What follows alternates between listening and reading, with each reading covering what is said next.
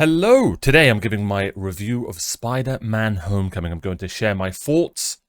I have seen the Avenger films. I'm going to give it a rating out of 10 at the end, towards the end of the review. I'm only going to be waffling for about 5 to 10 minutes. So, let's get straight into it. I am a casual when it comes to Marvel. Saw the old Iron Man films, loved them, and then moved on to like DC and Batman: The Dark Knight is like my favorite film of all time, alongside Lord of the Rings.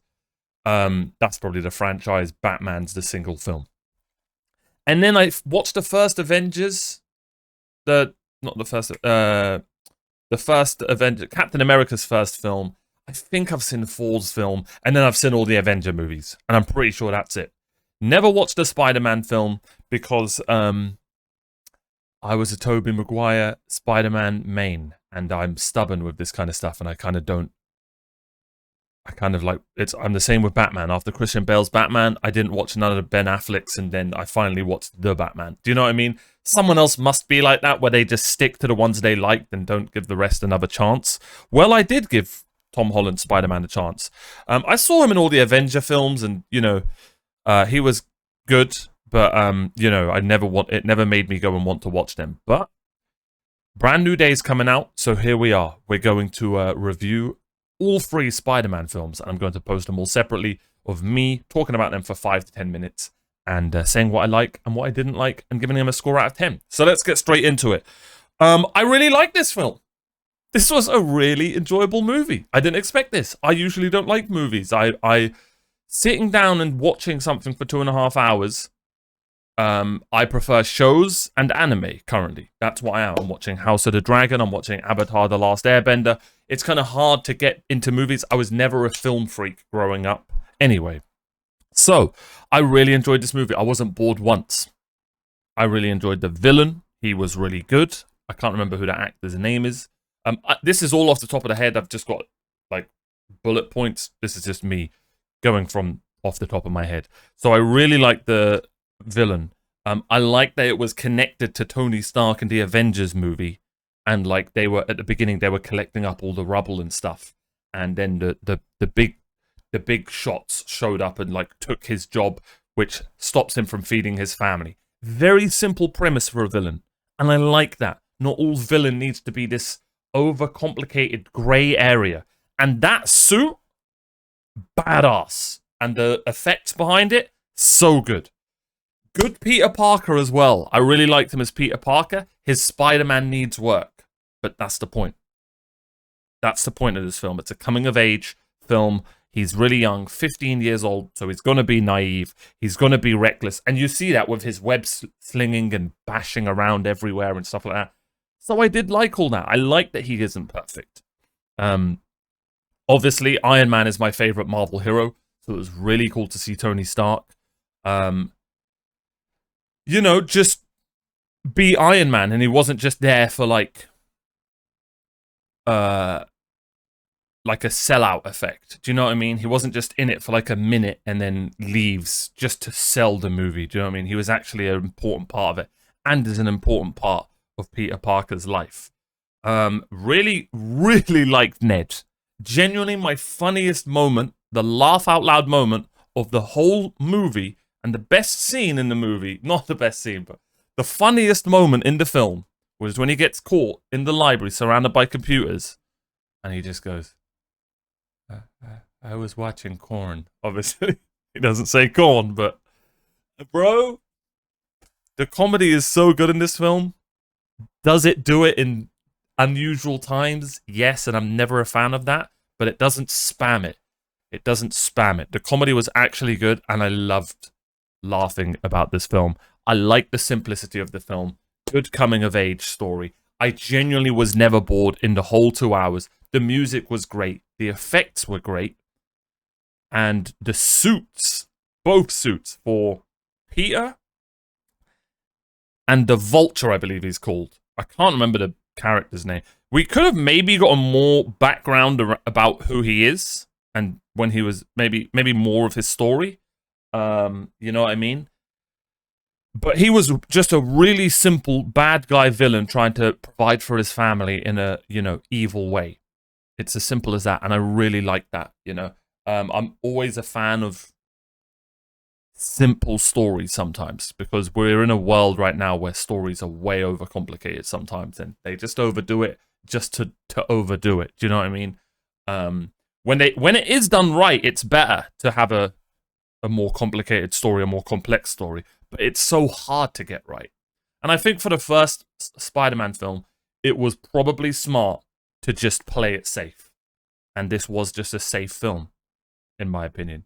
Adding him, making him reckless and stuff like that wasn't really playing it safe, but you get what I mean. Also, the MJ thing didn't click with me at all. I didn't expect her to be MJ, because the other girl, that twist, by the way, was really good. Didn't expect her dad to be him. And that scene, the best scene in the film, was the drive to the prom. The acting in that scene, that showed me, okay, Tom Holland, you can cook. And the other actor, God, I should know his name. I'm pretty sure he played Batman. I'm pretty sure that was him. I've forgotten his name. But he was great. He was great. He was the standout of this show for me.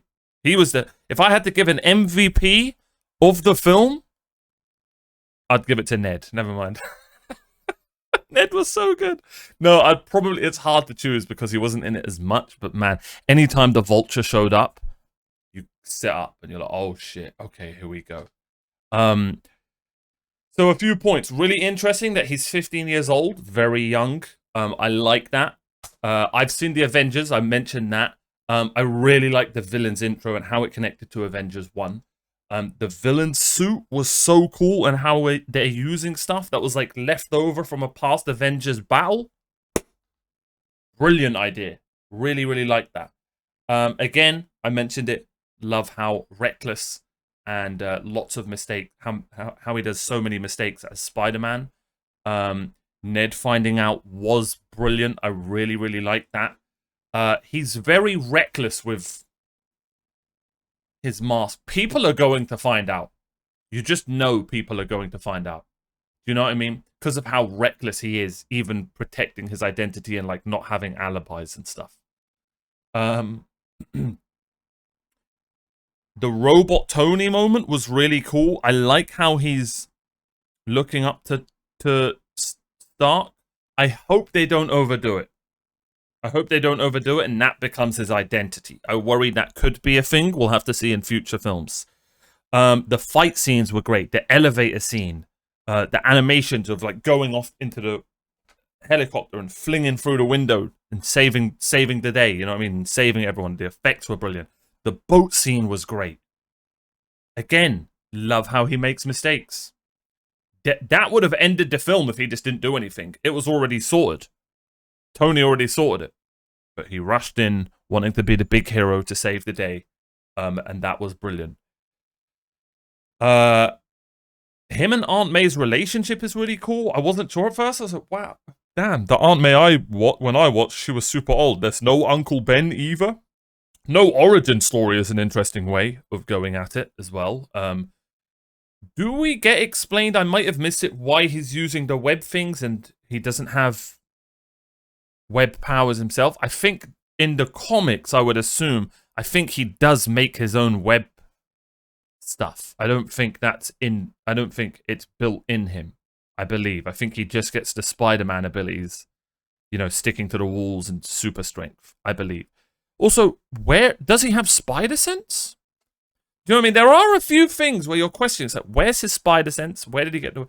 An origin story maybe wasn't necessary, but maybe a flashback could have been nice. Acting was brilliant. Drive there again, I said, was the best scene. Liz's dad twist was great.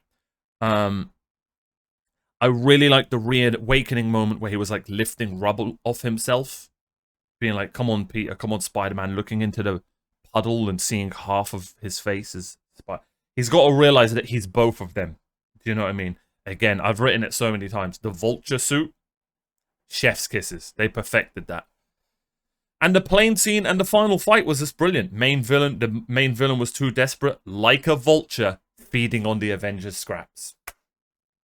And his new suit is sick. And the Friendlyhood Spider-Man scene at the end was brilliant. And then you end it with Aunt May finding out in such a stupid way. I really enjoyed the film, man. I'm not gonna lie. I was genuinely never bored, and I like the simplicity of the film. I can't lie, guys. This was a good film. Bad things. The MJ reveal I didn't really like. I get that she's an awkward character, but they didn't really do any. She doesn't really have a personality. I'm assuming she's going to be in the future films, but she was just there the whole film. She was just so random. Anytime she'd show up, she'd just say something, and it was just okay.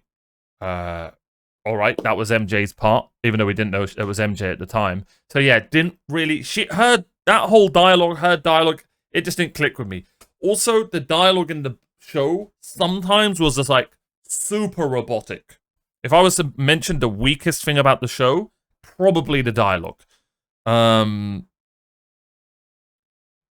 You know, when Stark said, "I took the suit. It's the tough love you needed," and just moments, just things like that. It's just like we're not stupid. I don't like shows that treat us super stupidly. You know what I mean? I don't even know if that's a word. And this show kind of did it. But anyway, there's more good than bad. 8 out of 10 is a great score. But yeah, this show states the obvious way too often. I think that's just going to be a Marvel thing, so I might just have to get used to that. And the end credit scene was cool. They didn't give up who he was, who Peter is. But who the hell's that other guy? And then at the end, I'm waiting for another end credit scene, and just Captain America shows up to troll. It's just like, patience. You didn't have patience. That was stupid. Imagine waiting in the cinema, watching all the end credits, and then Captain America's like, be patient. Or something like that. I would be so pissed. Anyway.